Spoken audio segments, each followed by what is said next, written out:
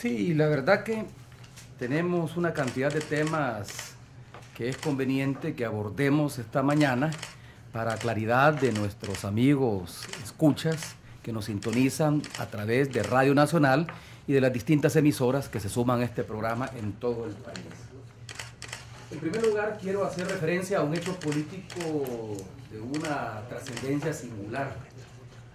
En la plenaria del pasado jueves, 84 diputados aprobaron finalmente la emisión de $800 millones para honrar un compromiso que el gobierno de la República y el país había adquirido durante la administración del expresidente Francisco Flores. Nosotros insistimos en aclarar ese punto, no porque no querramos asumir la responsabilidad que como jefe de Estado tenemos frente a compromisos financieros adquiridos por gobiernos anteriores, pero sí era conveniente para conocimiento de nuestros amigos radioescuchas y del pueblo salvadoreño en general, que esos $800 millones que estábamos solicitando a la Asamblea que fuesen aprobados, como tal, en la medida en que se trata de deuda soberana, implica o supone más bien, de acuerdo a la Constitución, una aprobación por mayoría calificada, es decir, por 56 votos, y no los teníamos. Los partidos que habían expresado su deseo de honrar ese compromiso y que por lo tanto el gobierno asumiera una actitud de responsabilidad fiscal y financiera frente a una deuda adquirida durante la administración del presidente Flores, habían sido únicamente el partido FMLN, el partido Gana, el partido Conciliación Nacional, la Democracia Cristiana y más adelante se sumó Cambio Democrático a través de su único diputado. Pero aún así no teníamos los votos porque solo sumaban 51 votos y puede parecer paradójico porque uno dice solo sumaban. La verdad que era la mayoría de votos. Nos faltaban nada más 5 votos por 5 voluntades y que eran voluntades que por supuesto controla el Partido Arena. No podíamos emitir los bonos, los $800 millones para poder honrar el compromiso que se adquirió hace ya 10 años. Debo de aclarar, antes por supuesto de felicitar a todos los diputados de todas las fracciones legislativas por el compromiso que adquirieron en la plenaria del jueves anterior y por la muestra de civismo que dieron al dejar a un lado sus diferencias y adoptar una posición que implica una posición de país, independientemente de los intereses partidarios que se puedan estar ventilando y que suelen incrementarse sobre todo cada vez que nos acercamos más al evento electoral del 2014. Pero insisto en este punto porque durante la administración del presidente Flores, la Asamblea de aquel entonces le autorizó al expresidente Flores emitir $800 millones en bonos que colocó tanto en el mercado de inversionistas nacionales como internacionales. Una parte de ellos, de estos 800 millones, fueron comprados por las administradoras del Fondo de Pensiones y otra parte fueron compradas por inversionistas internacionales que consideraron que en ese momento la situación fiscal del país le permitía redimirlos en el momento en que, de acuerdo al contrato de compra de esos bonos que se estableció, en el momento en que ellos lo estimaran pertinente. Fueron bonos emitidos para 20 años, es decir, que quienes compraban esos bonos podían cobrar el capital más los intereses acumulados a lo largo de 20 años en el 2023. Pero por alguna razón, la Asamblea de ese entonces y el gobierno del presidente Flores establecieron que a los 10 años, sin que hubiese necesidad de ellos, a los 10 años podían redimir la totalidad o una parte de los bonos comprados. Frente a esa eventualidad, responsablemente el ministro de Hacienda les planteó a los diputados que había necesidad entonces de que esta Asamblea aprobara una nueva emisión de tal manera de que pudiéramos, en caso vinieran los inversionistas a redimir. ¿Qué significa redimir? Es decir, hacer efectivo el pago del capital y de los intereses acumulados a lo largo de 10 años. Porque en eso consiste el negocio de los bonos para quienes los compran. Quienes compran bonos que se colocan a nivel internacional los compran porque de esa manera pueden ganar un porcentaje adicional que está establecido en la tasa de interés que se paga al final de que se cumpla el contrato para el cual fueron comprados. Entonces se suponía que en el primer trimestre del próximo año, en enero del próximo año más bien, se vencía el primer plazo que se había dado y pudiera ser que viniera la totalidad o una parte. La verdad que en ningún momento nosotros consideramos que iba a venir la totalidad de los inversionistas, pero podía venir perfectamente, y eso lo vamos a saber a finales de diciembre próximo, qué cantidad de inversionistas pueden venir a redimir sus bonos. El resto, el ministro de Hacienda le planteó a los diputados, asumamos por ejemplo para hacer un simple ejercicio y que los radioescuchas nos entiendan mejor. El gobierno ha sido autorizado para emitir 800 millones, correspondientes a la deuda que se adquirió en tiempos del presidente Flores. Si de esos 800 millones vienen inversionistas y únicamente quieren redimir 400 o 200, por ejemplo, el resto, allí es donde estaba la preocupación de los diputados de Arena, el resto decían, le va a quedar libre al gobierno para que el gobierno lo pueda invertir en lo que quiera y particularmente en la campaña electoral. Yo les di mi palabra, y no solo la mía, sino que también comprometí al equipo de Hacienda de que lo que no se viniera a redimir, es decir, aquellos bonos que no se vinieran a cobrar, que no se viniera a hacer efectivo su pago, eso lo utilizaríamos para emitir letes de tal manera de convertir deuda que tenemos de corto plazo y que es mucho más cara en deuda de largo plazo que suele ser mucho más barata.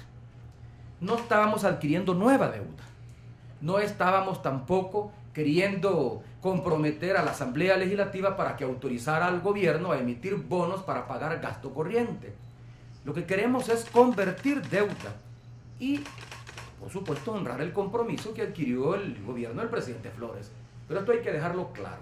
No es deuda de este gobierno, es deuda que adquirió el gobierno del presidente Flores en el 2003 y que a la vuelta de 10 años, o sea, el próximo año, en el 2013, pudiera cobrarse por parte de los tenedores de esos bonos. Y al cobrarse entonces, ¿con qué le iba a pagar el gobierno? ¿Con qué le iba a pagar el gobierno? Por eso es que estábamos pidiendo que se nos autorizara. Y no una parte, porque el resto, aquello, en el mejor de los escenarios, no viene a cobrar nadie.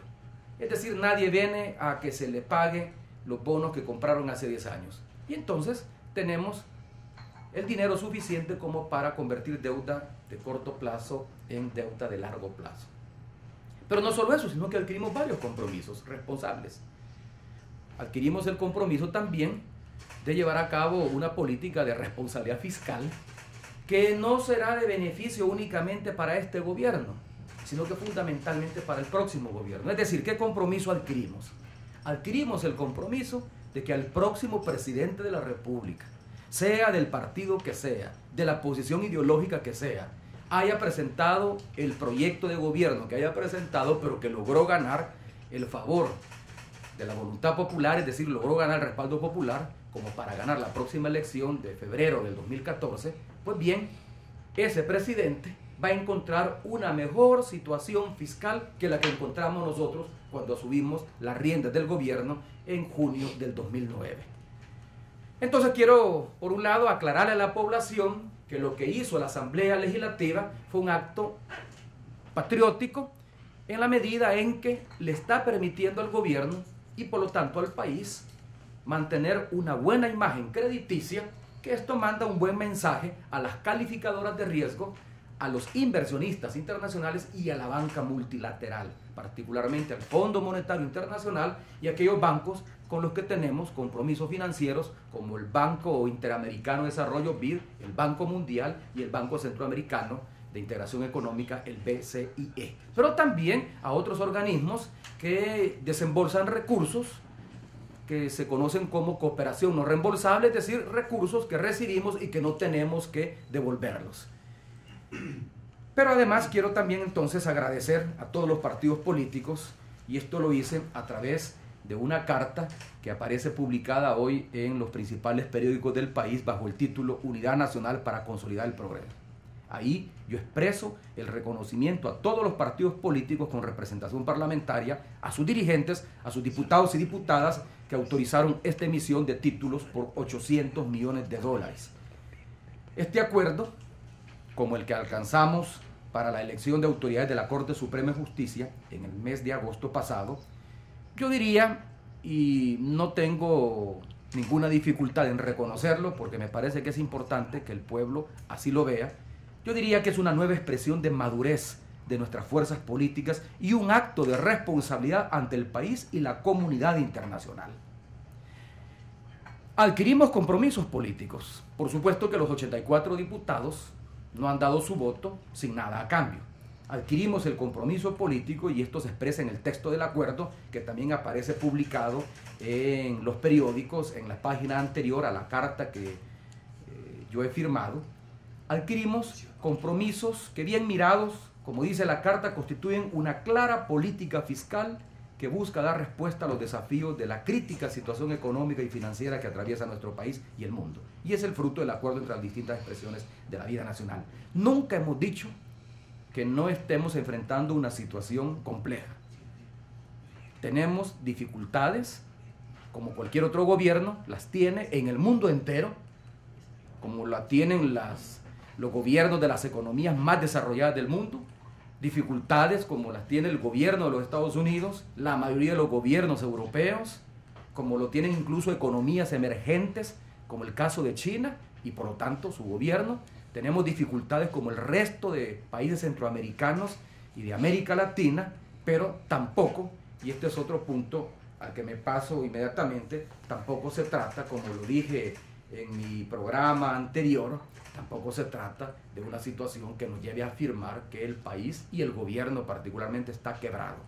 Ustedes se recordarán, amigos radioescuchas, que me refería a la campaña de algunos sectores y de algunos medios de comunicación, pocos, yo diría que los menos, destinada a mostrar un gobierno colapsado, un gobierno quebrado que no puede cumplir sus compromisos. En estos días algunos han continuado con esa novela que yo titulé El gobierno quebrado. Y esta semana han llegado a plantear que se iba a suspender el servicio de internet en más de 546 escuelas de todo el país. Y se insistió incluso con que no pagábamos el bono por el régimen de disponibilidad para la policía. Miren lo que hemos hecho. Esta semana se pagó ese bono a los efectivos policiales. Teníamos esa deuda con ellos. Quiero contarles que cuando yo asumí el gobierno,